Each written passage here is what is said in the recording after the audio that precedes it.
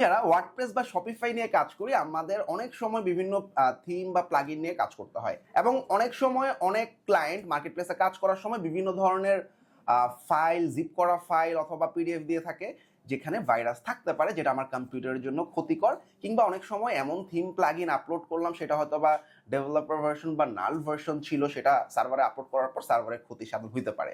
So আমরা আসলে কিভাবে জানবো কোনো একটা ফাইলে বা কোনো একটা ফোল্ডারে ভাইরাস আছে কি নাই? How to check?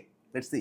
সো আমি আজকে দুইটা লিঙ্কের কথা বলবো। নাম্বার 1 হচ্ছে আমরা দেখতে পাচ্ছি virustotal.com, আর নাম্বার 2 হচ্ছে virus-scan.jyoti, অথবা আমরা গুগল করলে পাবো জ্যোতি ভাইরাস স্ক্যান। তো যে কোনো অনলাইন ভার্সন যদি হয় সেক্ষেত্রে আমরা ইউআরএল, ধরা যাক ক্লায়েন্ট কোনো একটা লিঙ্ক দিল আমাকে এবং চেক করতে বললো এর মধ্যে আসলে কোনো একটা থিমের ফাইল বা প্লাগইন আছে, সো ডাউনলোড করলে হইতেই পারে ক্লায়েন্টটা ফেক বা স্ক্যাম করতেছে। তখন আমি চেক করে নিব, দেখলাম আমার এখানে 96টা ফাইল আছে এবং 96টা ফাইলের কোনোটাতেই ভাইরাস নাই, এবং নিচের দিকেও আমাকে দেখাচ্ছে প্রত্যেকটা ফাইল ক্লিন।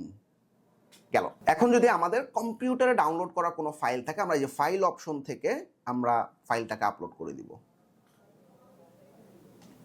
সো ধরা যাক আমার এখানে একটা প্লাগইন আছে ওয়ার্ডপ্রেস, আমি এটা ইউজ করব। তো সে চেক করে বলতেছে এখানেও কোনো ধরনের ভাইরাস নাই এবং সব কিছু আনডিটেক্টেড, তার মানে এভরিথিং ইজ ক্লিন।